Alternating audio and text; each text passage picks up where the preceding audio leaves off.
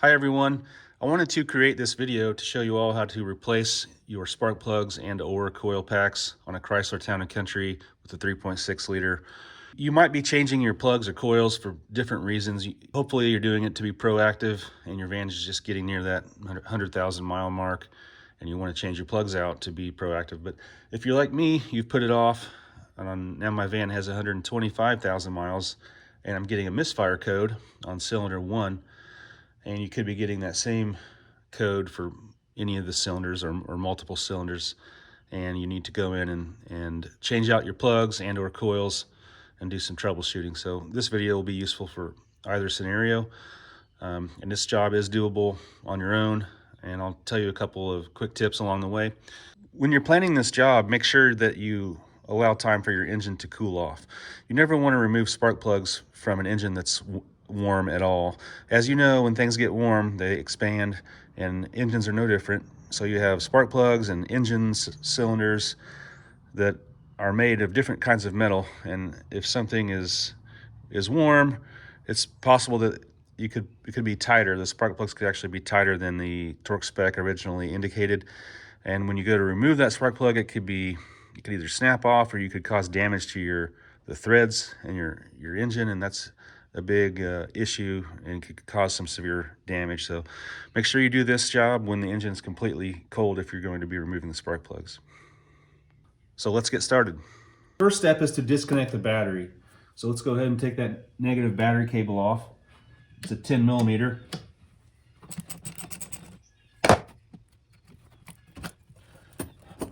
The next step is to remove your plastic engine cover. I believe it's called a beauty cover, but it just presses on there. No tools required. Just pull up on it and it will come off.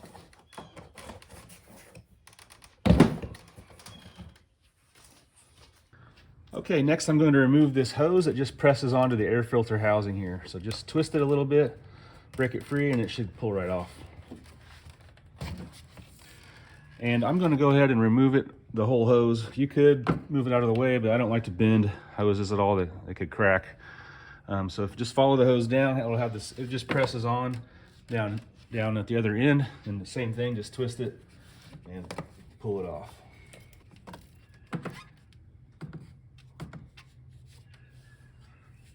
Now we'll set this hose out of the way.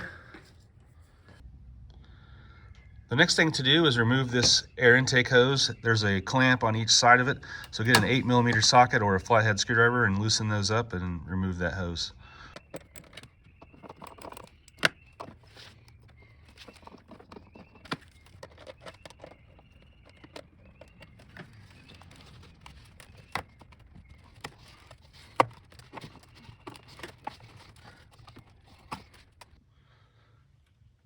The next thing we need to do is remove this push pin clip down here. You'll need some kind of trim removal tool to get that plastic clip out of there.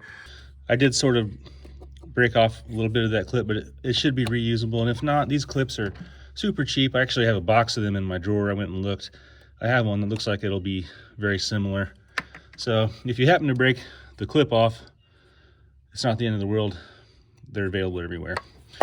But I finally got the trim removal tool under the top washer here, like so.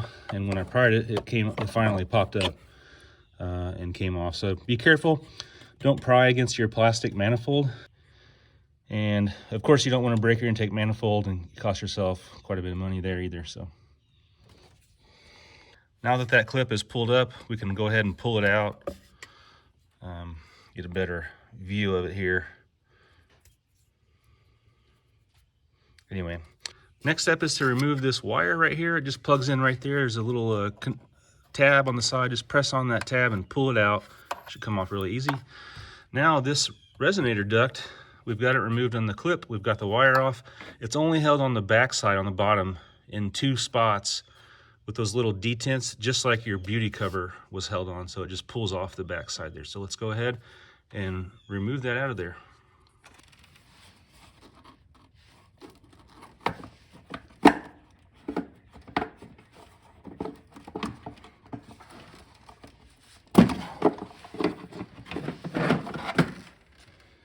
That duct is under there, you have access to the 3 spark plugs and coils in the back of the engine. So here's a diagram of the engine, and as you see, this way is forward, so the front of your car. This is the back. So the three plugs I have access to now are cylinders 1, 3, and 5. If you have a misfire code on 1, 3, or 5, this is all the access you need now. You can deal with those. If you have 2, 4, or 6, you'll have to also take off your intake manifold, which we're going to do, because I'm going to actually change all of my spark plugs just as sort of a tune-up activity here. If you are troubleshooting a misfire code, one thing you can do, let's say it's cylinder 1, you can, once you have this access, you can swap the coils from 1 to 3 and see if the misfire code follows it. If after you swap the coils, you continue to drive and have a misfire, you check the code again and now it's on cylinder 3, the problem followed it, you know that's coil is your problem. If it stayed on cylinder 1, then you know your spark plug or possibly a fuel injector or something else is the problem. I'm going to go ahead and change out all my spark plugs, and we'll go from there.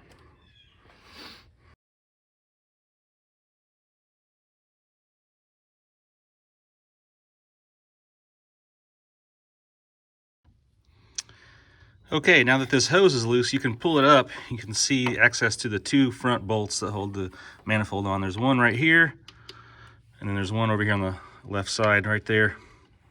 Those are 10 millimeters. You can use a ratchet wrench or a socket, whatever you prefer, to get those 2 nuts off. So let's go ahead and remove those 2.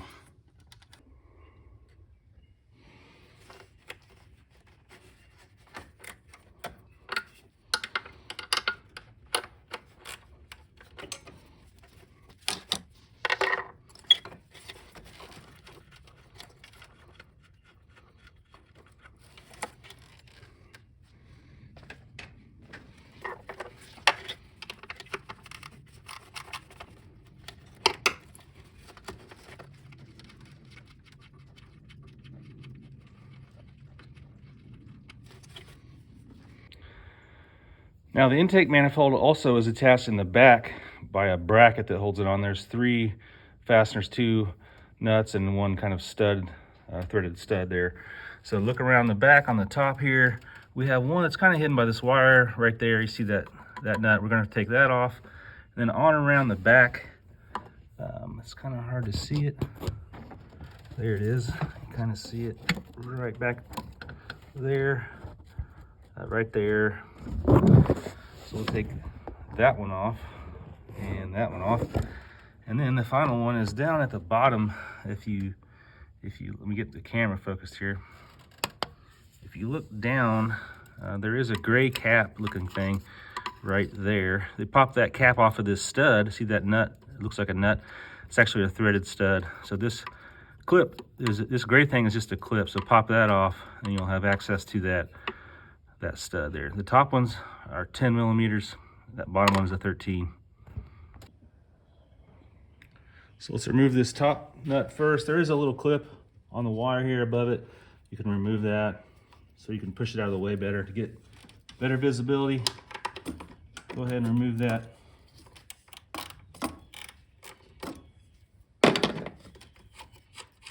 Now don't lose it. Make sure you don't drop these nuts in here, so they'll be hard to find. There was the top one was right on that stud, and the wrench is on the other one.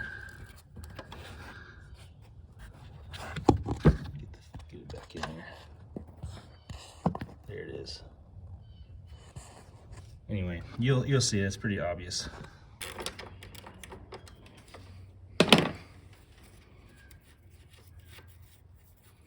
Again, don't drop it. Okay, that bottom one's a little tricky to see, but I wanted to show you. Here's that top. The top nut was on this stud. If you look straight below it, there is, let me get something to point with. There's a gray clip right there. So let's go ahead and try to remove that gray clip and get that stud out of there. And it looks like it will just pull off of there. So let's try. Yep, there it goes, and it came right off. So now that it's off, let me get the camera closer there. Now that it's off, you can see it's just a stud. And you need a deep well socket to go over there and take that. That's a 13 millimeter. And the whole stud, it's like a bolt almost. It's just got threads on the stud end of it here. So let's go ahead and remove that. Now it should be our last main fastener besides the Torx bolts on top of the intake manifold. Now that all the fasteners are out of that bracket, you should be able to push it away from your intake manifold and off of those studs. Okay. Also, let's remove the one hose that's going into the top of the intake manifold and towards the firewall of your engine here. So go ahead and remove that.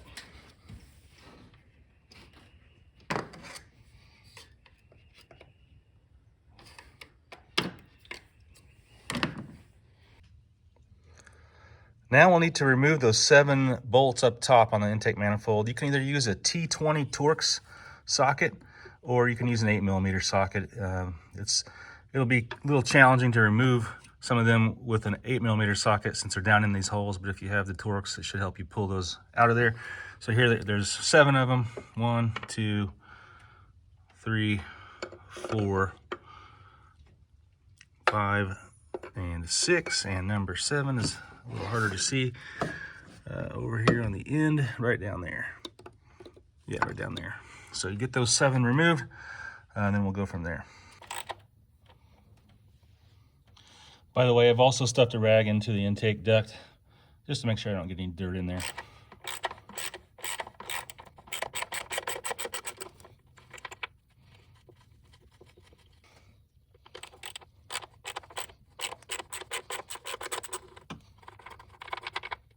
You'll notice when you get the fasteners loose, they're sort of retained in there. You can remove them totally, but you don't have to. Once you get it loose from the lower intake manifold, you'll notice it's loose. You can leave them in. That way you have less hardware floating around. It's hard for me to see this because right there.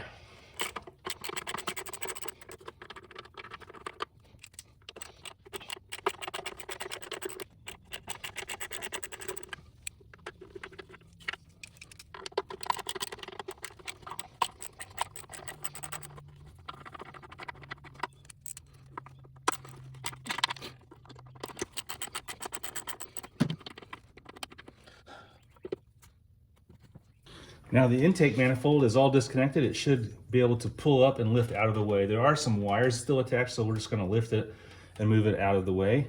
If you look, move this heater hose and look at the front where those front 2 nuts were, you'll have that there's studs made onto the intake manifold. You'll have to push those back as you remove it. So go ahead and lift it up and move it back. That's all you need. And now it should be able to lift up and out of the way. That's really all we need right here. So just set your intake manifold off to the side.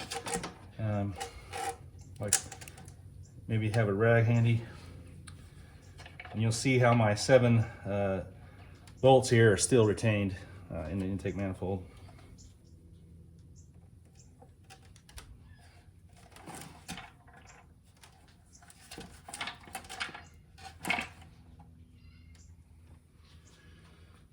There we go. And I've gone ahead and laid this rag down over the intake. We don't want to drop anything down in there. That goes directly down into your cylinders, into your engine. We don't want to lose anything down in there. Now that your intake manifold is set off to the side, you can clearly see your 6 spark plugs and coils or where they're located. The 3 right there in the back and the 3 in the front. You can take this kind of gasket over. It's kind of where your intake manifold rests on, foam thing. You can take that off, set it to the side. So here's a better view of the engine. We've got the intake covered up with that rag, but here's again that diagram of where the cylinders are located. So 1, 3, and 5 are on the top. That's the ones right above there. So we've got 1, 3, 5, 2, 4, and 6 are down below. So 2, 4, 6. So if you're having a misfire code, that'll tell you which one of these you need to address. Or if you're like me, you're just going to change all your spark plugs out or your coil packs. So let's go ahead and I'll show you how to do remove one of these coil packs and spark plugs and reinstall, and you can apply that same thing to all the remaining of them if you're doing them all. So I'm going to do my number one because that's the one I actually had a misfire on. So to remove the wire, just press on the tab down and it should pull right out of there. Just like that. Just press it down and pull it out. Now our coils are actually held on. It's easier to see it on the front bank here. There is a bolt on each one. You see it has the white dots on them. That white dot is some kind of quality mark from the factory, and these bolts that hold the coils on are 10 millimeter. So I'm going to go ahead and remove my number one, the bolt holding it on, and then the coil just pulls straight out of there. All right, so get your 10 millimeter socket and loosen that up. It's not very tight. It's only like 8 foot-pounds of torque, so it should be fairly easy to remove. Don't lose your bolt. And once it's loose, you can go ahead and lift straight up on the coil. It'll come out of there. Just like so. And you can remove your bolt all the way if you prefer. But once you get your coil out, you can inspect it for any obvious damage if you're not replacing it. If you're replacing it, just set it to the side. The OEM part number of my coil is 02215040032. But go to your Chrysler dealer, Dodge dealer, and grab you a set of these Mopar. You can go to AutoZone and get a whole set of all 6 of these. I think of various brands if you wanted to go that route. But if you're just doing one of these, the actual Mopar part really isn't that much more than the knockoff brand. So I'd go with Mopar when you can. Then to remove the spark plug, you'll need a 5/8 spark plug socket. You can use a standard 5/8 socket if you put some, you have to be creative on how you extract the actual spark plug. You could put some tape. I've seen people ram duct tape in there, but spark plug sockets are cheap. They're available at any auto store or even hardware stores. They're made to where they have rubber inside of there that kind of fits around the spark plug. That way when you loosen the spark plug, it retains or holds that spark plug into the socket.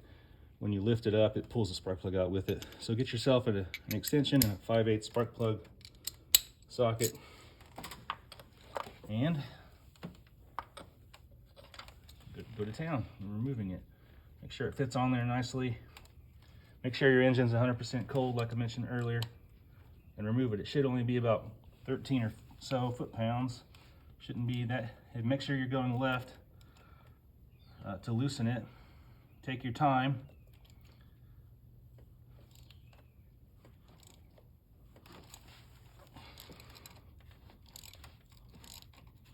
And mine have never been out of there in 125,000 miles.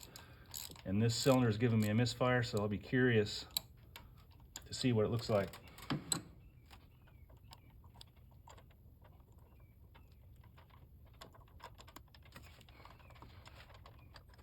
There it comes. So here's my original spark plug with 125,000 miles on it. It is a Champion plug. The other side of it, you can see the tip is still there. Whoop.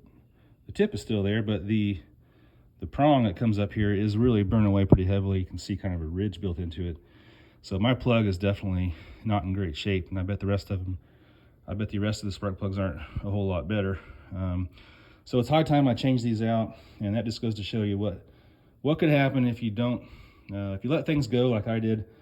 You end up with some misfires. So. Okay, I wanted to show you the old plug compared to the new plug. Again, these are Champion plugs, and I decided to buy the same OE plugs, which actually AutoZone did have. They are Champion 9407s. They're the same plugs that were in there. I figured they lasted this long the first round. Why change them to some other brand?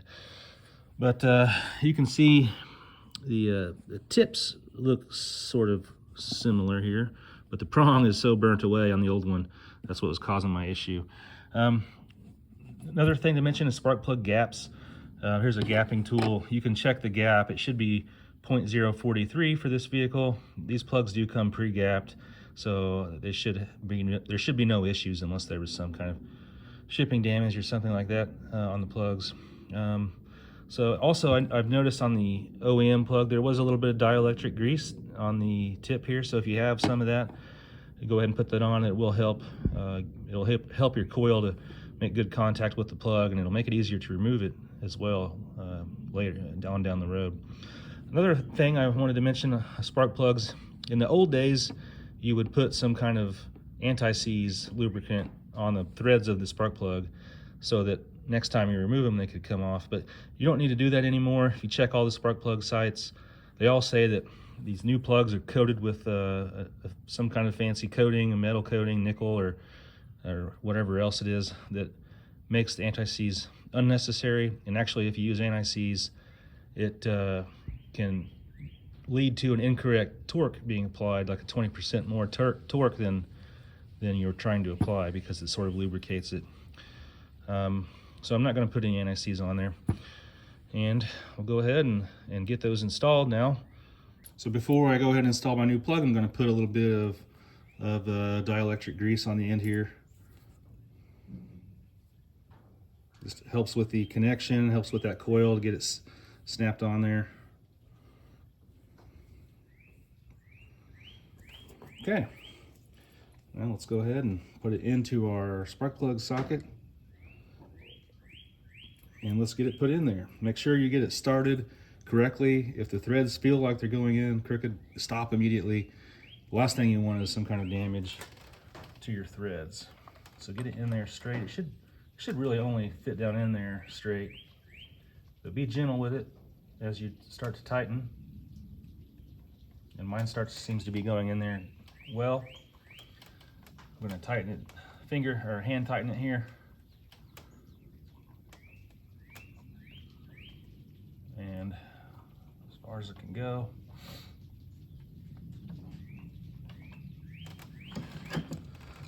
I'm going to tighten it a little bit with my ratchet here until it gets tight, and then I'll grab a torque wrench. Okay, that is, I tightened it until it was snug. Now we're going to get a torque wrench and go to only 13 foot-pounds. It doesn't need very much. These spark plugs have such a coating that don't require a whole lot of torque, and your cylinder heads are only aluminum, I believe, so they don't need to be torqued down very heavily.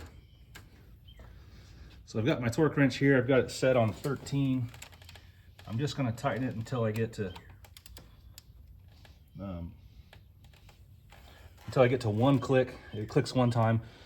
You don't need to. What I've seen in the past, I've seen people do with torque wrenches, you pull them until it clicks, and then they do it again 2 or 3 more times. Well, what's the point of, either you trust your torque wrench or you don't. I've never had an issue with even though I have a cheaper torque wrench, it seems to work just great. So I'm going to tighten it to the 13 until it clicks. Okay, now it shouldn't take much until it clicks.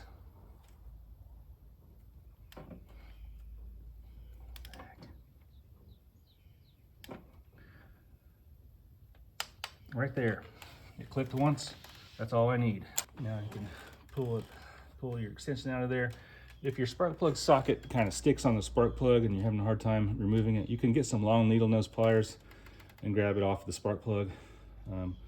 Or just press your extension back down in there, really wiggle it around to the right and left by hand until it will pull off the spark plug. Now we're going to reinstall our coil. So I'm going to put a little bit of grease just on the tip there where it goes around the spark plug.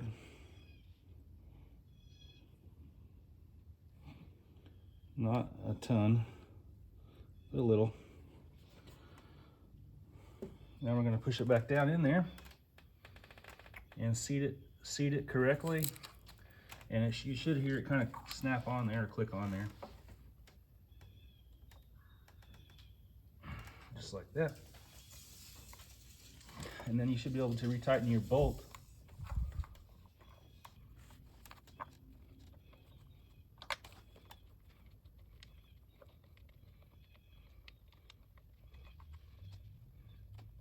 So again, this doesn't need to be very tight. The coil is just plastic. It's 8 foot-pounds.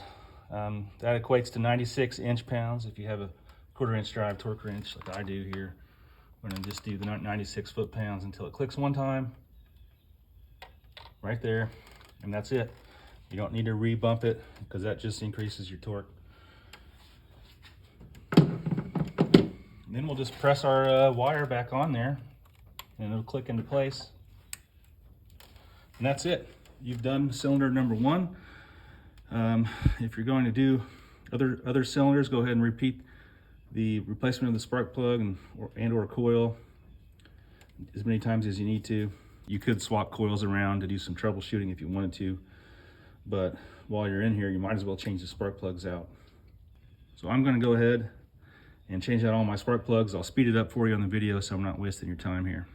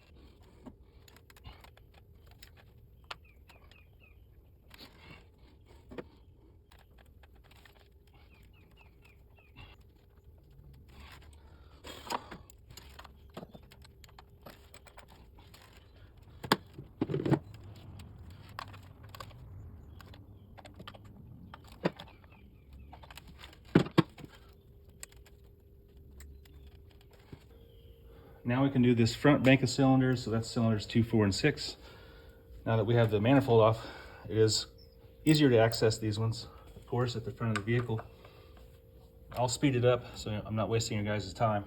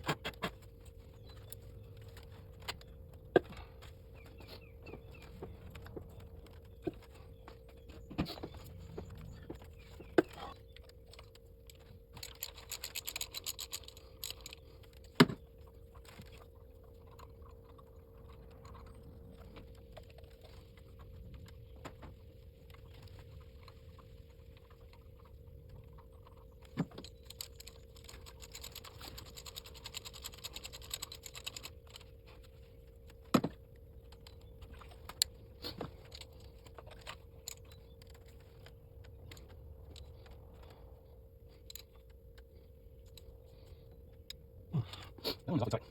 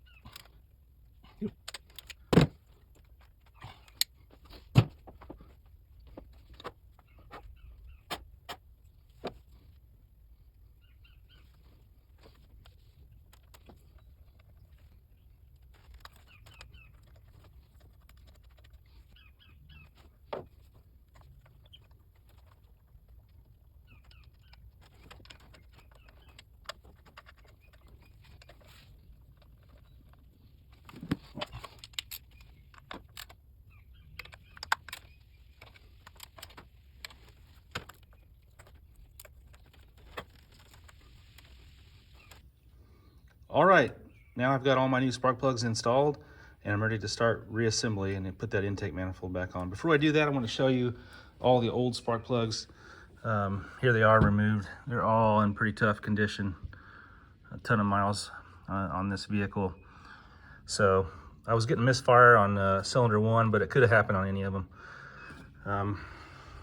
So now we'll start the reassembly. We'll first take that rag out of the way, make sure you don't drop any debris down in there, and we'll go ahead and set this intake manifold back on. The intake manifold, there are little rubber gaskets on each one of these ports. This is the first time I've had my manifold off, so I think that my gaskets are in decent condition. I'm not going to replace them. If you've had your intake manifold on and off multiple times, it's probably a good idea to buy some new rubber gaskets. You could get a leak around any one of these, which could also lead to a misfire, but just FYI there. If you're like me and didn't remove the bolts all the way from your intake manifold, turn them out enough to where they're held so they don't fall down like this, because they'll be in your way.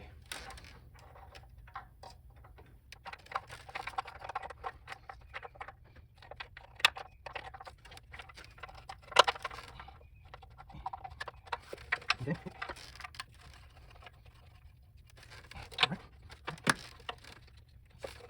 All right. Yep, and don't forget to put this foam piece back down on the front cylinder bank here. Just kind of sits in place.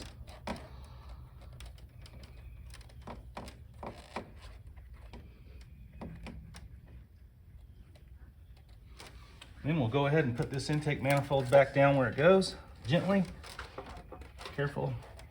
We'll have to lift the heater hose up out of the way. Make sure those studs on the front end of the intake manifold go through those two brackets, like so. And then it just rests in place. Now we can go ahead and start tightening up our 7 bolts. We're going to just hand tighten them all for now, not do a final tightening yet. I'll show you how to do the tightening sequence after we get them all snug here.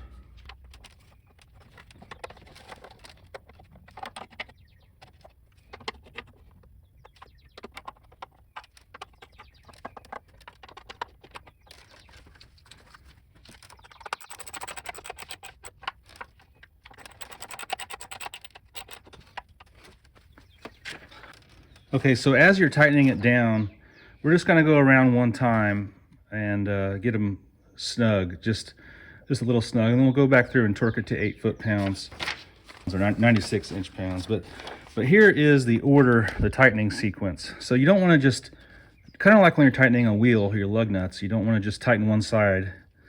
You don't want to just go straight around, because it'll be over tight on one side and you could have a gap on the other side if you do it this way. So this is a proper order to tighten them. One on the right here, and 2, 3, 4, 5, 6, 7. I'm going to go around in this order one time, get them hand tight, then I'll go back around in that same order and torque them down to 8 foot-pounds.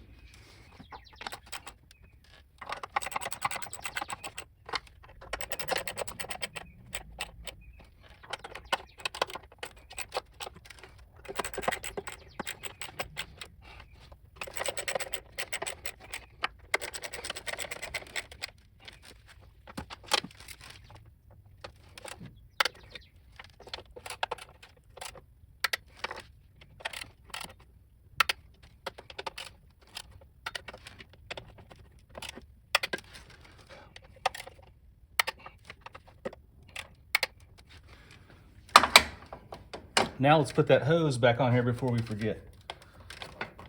Gotta find it.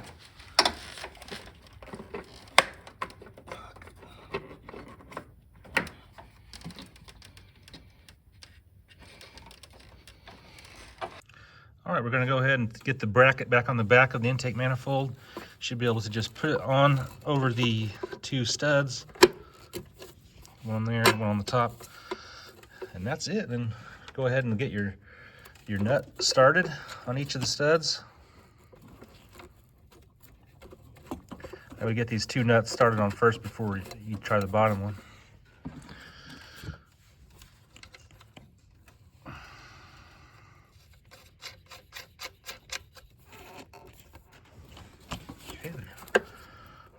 started. Now we can get our longer bolt and get it started back down in that hole there.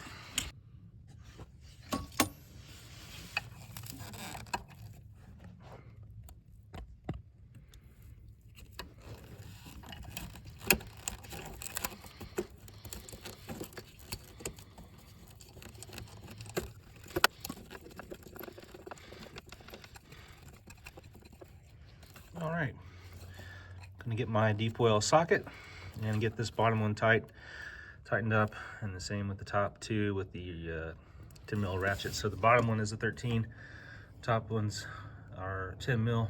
We'll go ahead and get those all snugged up.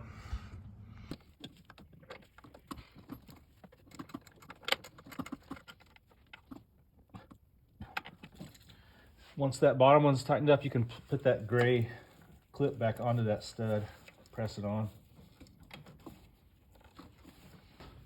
And you can go ahead and tighten these other nuts here with the 10 mil ratchet wrench or socket. Don't over tighten, it's just going that plastic there against that plastic. You don't want to break anything.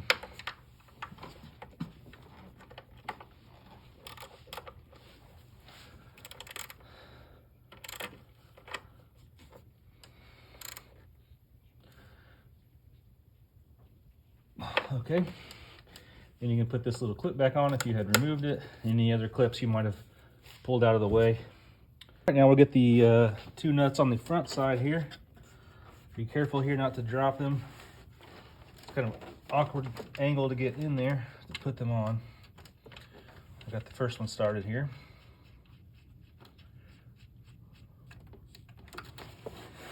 And the next one is right there.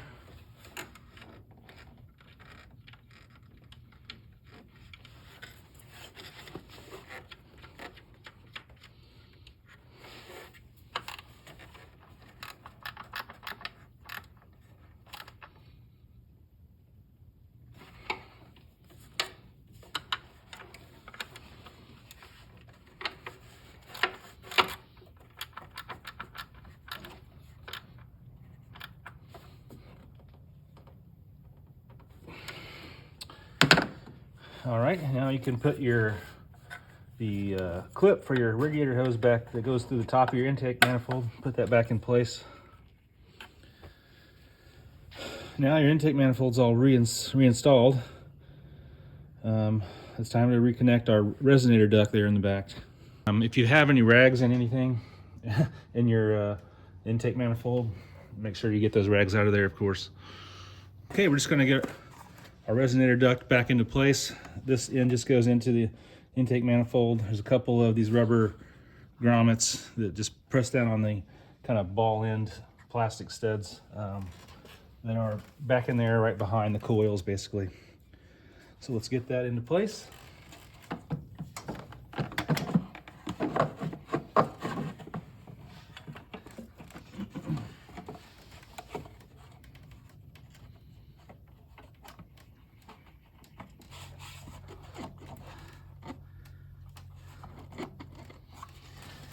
You can reach behind the duct and feel those little rubber grommets, make sure they're sitting on the studs like they should be.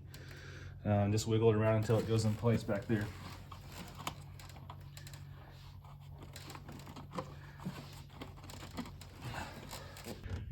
Now you can get your plastic pin and reinsert it down into that hole. If you broke your old one getting it out, get a new one.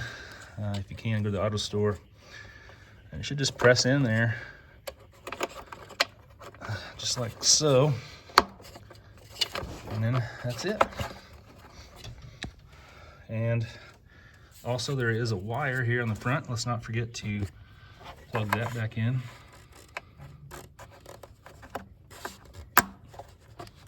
Okay. Now that duct is all back into place. So we'll put our hose back in there. If you have a rag, again, make sure you get the rag out of there. All right, let's go ahead and fit the hose back on here.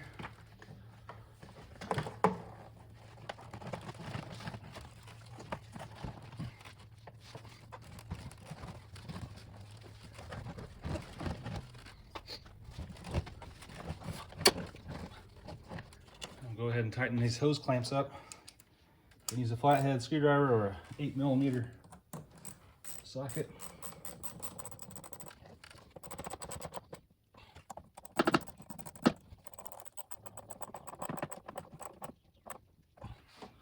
Now we can go ahead and fit our hose back on here that we pulled off earlier. So I'm going to put it on the bottom first. So our hose presses back onto the, right there on the side of the engine valve cover. And then it wraps around, goes on to this filter housing here. Just presses on. Just like that. Now we're getting close here. The only thing left is the beauty cover on top and your battery. So I think at this point, I'm gonna go ahead and reconnect my battery and start the car up, make sure that it's running smoothly.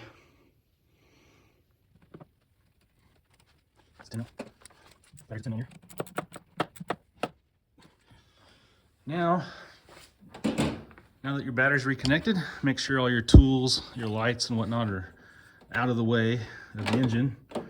And you can start it without that beauty cover on. Just make sure that it runs good. Let's go ahead and do that.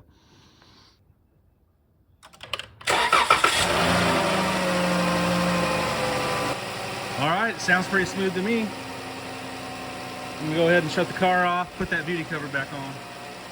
Put the beauty cover back on. The beauty cover just has 4 kind of ball studs. There's one here, 2 in the front, 2 in the back. It just presses on there.